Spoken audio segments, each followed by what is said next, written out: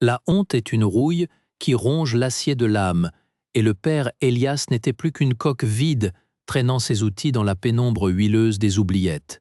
Mon dos se courbait sous la mémoire du regard de Valérius. L'air sentait l'ozone brûlé et la poussière de filtration. Mes mains, striées de cicatrices pâles, réglèrent le débit d'un conduit cryogénique secondaire. Travail d'artisan. Pas de technoprêtre. Le terminal auxiliaire clignotait, affichant le flux liturgique standard. Une litanie de données de diagnostic, le pouls monotone du canon.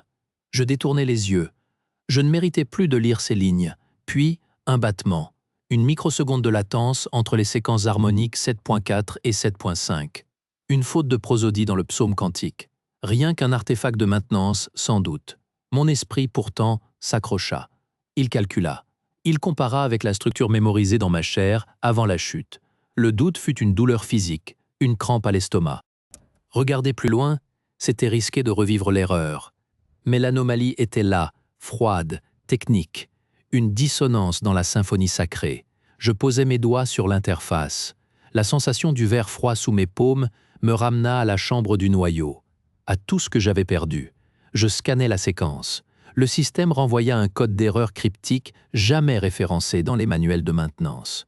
Mon doigt, presque malgré moi, scella la séquence douteuse. Le terminal afficha une requête de diagnostic approfondie. Pour la première fois depuis des années, autre chose que la honte brûla dans ma poitrine. Un doute aigu, technique et terriblement familier. Les données brillaient, accusatrices, sur l'écran portable d'Elias. Un verset du canon, corrompu avec une élégance diabolique pour se désagréger au moment précis de l'arrivée en orbite. Je l'apportai au commandant Voris. Son poste de sécurité sentait le plastique chaud et la discipline. Il ne leva pas les yeux de son écran tactique. Déchu, vous n'avez pas l'autorisation de manipuler des interfaces liturgiques. Ce n'est pas une question d'autorisation, c'est un sabotage. Regardez, je plaçai l'écran devant lui, mes cicatrices picotaient, ses yeux, des galets gris, parcoururent les lignes de code, une contraction imperceptible à la mâchoire. Puis il repoussa l'appareil comme s'il était contaminé. Une anomalie de synchronisation des serveurs auxiliaires, rien de plus. Les systèmes redondants prendront le relais. Les redondances sont contaminées. C'est structurel. Le protocole d'atterrissage va s'effondrer au moment où la gravité planétaire. Silence. Sa voix était un coup près. Derrière lui, dans l'embrasure d'une porte, la sœur Anya observait, un panier de rations serré contre sa robe. Son regard fuyait le mien. Voris se pencha en avant, son ombre s'allongea sur mon écran. « Vous avez déjà vu des démons dans les machines, Elias. La hiérarchie a jugé.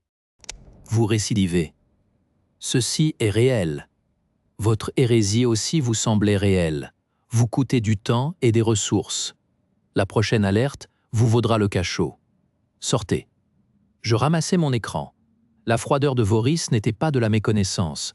C'était un refus, un choix politique. Le doute que j'avais senti en lui était enseveli sous des couches de procédure. Je tournai les talons, mes semelles crissant sur le sol stérile. Anya avait disparu. Alors que les sirènes de descente finale retentissaient et que Kepler 442b, une sphère écarlate, grandissait sur les écrans du poste, Elias comprit. Le rejet de Voris était secondaire. L'important était dans le regard froid et calculé que l'archiprêtre Valérius avait posé sur lui, des écrans de surveillance du noyau. Le mentor savait, le saboteur savait. Et l'Odyssée plongeait droit vers le piège. Le grésillement des néons défaillants était le seul chant des oubliettes, jusqu'à ce que le bruit métallique de bottes pressées, trop pressées pour être une ronde de routine, vienne le couvrir. Je me figeais, l'écho venait du conduit principal, en amont. Pas un, mais plusieurs. Je reculais, les doigts agrippant l'écran de données. L'ombre du conduit de recyclage m'avala. Les bottes s'arrêtèrent pile à l'intersection que je venais de quitter. La thermique indique un résidu récent. Il est proche. La voix était mécanique, filtrée par un masque à gaz, pur sang. Mon dos heurta un panneau de commande rouillé, un grincement ténu, suffisant. Là! Les bottes reprirent leur martèlement, saccadé, rapide. Je courus. Pas une fuite, une chute en avant dans le noir, guidée par la mémoire des cicatrices sur mes paumes. Je connaissais chaque saillie, chaque vanne. Eux, non. Leurs lampes balayaient follement les parois, trahissant leur rage plus que leur chemin. Une main tenta de saisir ma tunique, au niveau d'un élargissement. Le tissu se déchira. Je plongeais dans un boyau de ventilation, trop étroit pour leur carrure blindée. Une malédiction étouffée derrière moi. Le souffle brûlant, adossé à une paroi froide. Elias regarda le traceur de données qu'il avait sauvé. La preuve du sabotage y palpitait. Seul, il était une proie. Il lui fallait trouver quelqu'un qui, comme lui, vivait dans l'ombre des serveurs. La porte coulissante déverrouillée révéla non pas un sanctuaire, mais un antre de briques et de brocs technologiques et le regard méprisant de KLN, une clé à choc serrée comme une arme. Sortez. Elle bloquait l'entrée. Ses cheveux courts étaient plaqués par la sueur, ses mains tachées d'une graisse noire qui luisait sous la lumière crue des néons pirates. J'ai besoin d'un terminal, d'une connexion propre. Vous avez besoin d'un exorciste déchu. Vous avez semé la garde liturgique dans mes tuyaux. Je levai le traceur de données. L'écran projetait une lueur verte maladive sur son visage. Je ne parlais pas du sabotage. Je lançais la séquence de diagnostic brut, les chiffres défilant en cascade. Ses yeux, d'abord rivés sur moi, descendirent vers le flux. La scepticise y vacilla. Une technicienne reconnaît le langage de la machine. Il est sans pitié, sans dogme. C'est un code parasite. Il se niche dans les protocoles d'approche. Je le sais. Il évolue. Montrez-moi la source. Je fis défiler les couches. L'empreinte cryptographique émergea lentement, un identifiant d'accès liturgique de niveau alpha. Le nom apparut en clair. Valerius. KLN cessa de respirer. Sa main lâcha la clé, qui tomba sur le gris métal avec un choc sourd. Elle ne me regardait plus. Elle fixait le nom, et dans ses yeux passa l'ombre de quelque chose de personnel, d'ancien, une haine froide et reconnue. L'archiprêtre. Sa voix était un filet. Pourquoi? L'Odyssée ne doit pas atterrir. C'est tout ce que je sais. Elle hocha la tête, une fois, mécanique. Puis elle se tourna vers son banc de contrôle, éjecta un câble de son poignet. Ses doigts volaient déjà sur les interfaces. « Donnez-moi le flux, maintenant !» Alors que l'empreinte de Valerius clignotait à l'écran, une alarme distante retentit dans le réseau. KLN pâlit. Le virus. Il se réplique. Il devient autonome. Les premières sirènes d'alerte psychique commencèrent à hurler, lointaines et viscérales, annonçant la marée rouge. Dans la cathédrale silencieuse des serveurs, baignée de la lueur écarlate de Kepler 442b, deux hommes s'affrontaient pour l'âme de 10 000 dormants. Le noyau vibrait d'un bourdonnement fiévreux. Valerius se tenait devant le flux principal, ses mains immobiles au-dessus des interfaces. Il ne se retourna pas. « Tu es arrivé trop tard, Elias. Le protocole est autonome. » Il est le canon, désormais. KLN était déjà à un terminal secondaire, ses doigts volant sur les panneaux tactiles. Ses lèvres étaient un trait mince. Il a verrouillé les commandes physiques. « Je ne peux pas isoler le segment. »« Vous ne comprenez pas, dit Valerius. Ce n'est pas une destruction, c'est une révélation. L'humanité doit regarder le vide en face, sans bouclier. » Je sentais le grillement de la console sous mes paumes cicatrisées. Le virus serpentait dans les strophes sacrées, les retournant en cris de dissonance. Les sirènes psychiques étaient un battement sourd dans mes tempes. Voris, lançai-je vers l'ombre près de l'entrée. Le commandant était là, raide, son arme encore dans son holster. Il regardait Valerius, puis moi. La micro-expression, un tic au coin de l'œil, repassa. La reconnaissance, le refus. Arrêtez cela, Elias. Je n'avais plus le choix. Je saisis l'IML, sentant la brûlure de l'interface neurale s'enfoncer dans mon cortex. Ce n'était pas une lecture, c'était une effraction. Je plongeais dans le flux, dans la matrice du virus, et j'embrassais sa logique vorace. Je n'essayais pas de le supprimer. Je l'intégrais. Je réécrivis la strophe de l'aube, y inscrivant la faille, la vulnérabilité, la cicatrice, comme partie intégrante du texte sacré. Le canon trembla, hurlant de cette nouvelle vérité imparfaite. La lueur écarlate vacilla, puis se stabilisa en un bleu profond et fatigué. Les sirènes s'éteignirent. Valerius chuta à genoux, non pas frappé, mais vidé. Son œuvre était devenue une simple ligne du chant. KLN lâcha un souffle rauque. Voris ne bougea toujours pas, son regard rivé à l'écran maintenant stable. l'Odyssée trembla enfin d'un frisson salvateur, la séquence d'atterrissage reprenant son cours normal. Je me tournai vers l'archiprêtre terrassé, sachant que le vrai travail, celui de guérir les vivants, commençait seulement. La lumière de Kepler 442b était différente. Elle ne filtrait pas à travers les écrans de la chambre du noyau liturgique, mais inondait directement le pont d'observation, une clarté crue et indulgente qui ne pardonnait aucune ombre. Elias, debout devant le hublot panoramique, laissa le soleil étranger réchauffer son visage. Il ne sentait plus la brûlure des câbles sur ses paumes, il sentait la chaleur d'une étoile neuve sur sa peau. Derrière lui, dans la salle du noyau, le silence régnait. Ce n'était plus le silence sacré de la liturgie parfaite, mais le bourdonnement paisible d'une machine qui respire. Le canon de l'aube n'était plus un texte figé, gravé dans le quartz de la certitude. Il était devenu un texte vivant, cicatriciel.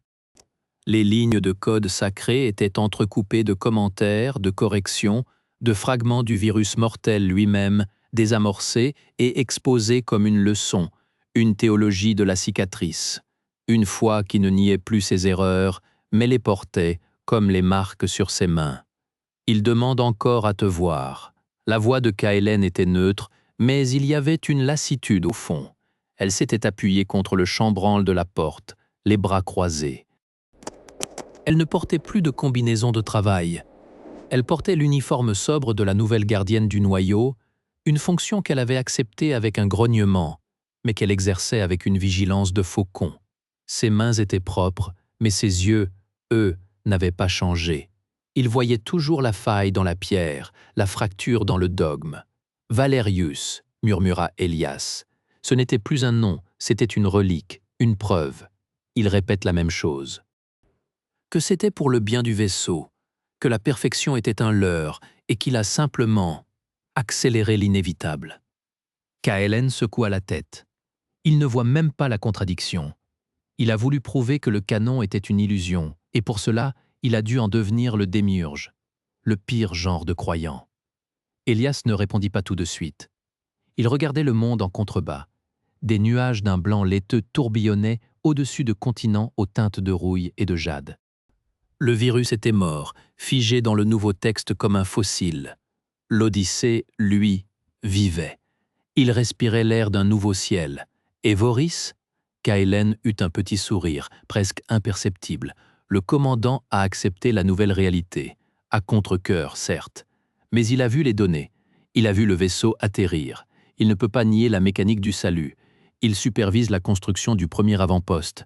Il appelle ça une opération de sécurisation du périmètre. Elle s'approcha, se tenant à côté de lui devant le hublot. Il a dit une chose. Le père Elias a fait son devoir. Le vaisseau est sauf. Le reste est une question d'administration. Elle haussa les épaules. C'est sa façon de dire merci et de ne pas avoir à le dire. Un pas léger se fit entendre. Sœur Anya se tenait sur le seuil, les mains jointes. Elle ne fuyait plus son regard. Ses yeux, autrefois troublés, étaient clairs. Elle portait une tablette. Père Elias. Les premières transcriptions du canon des cicatrices sont prêtes. Les novices, ils demandent des clarifications sur les passages annotés, sur les erreurs conservées. Il y avait une attente dans sa voix, une soif. Ce n'était plus la peur du dogme, mais la curiosité de la faille, la soif de comprendre la fracture pour mieux tenir debout dessus. « Je viens », dit Elias. Il traversa la salle du noyau. Les serveurs quantiques brillaient d'une lumière calme, stable.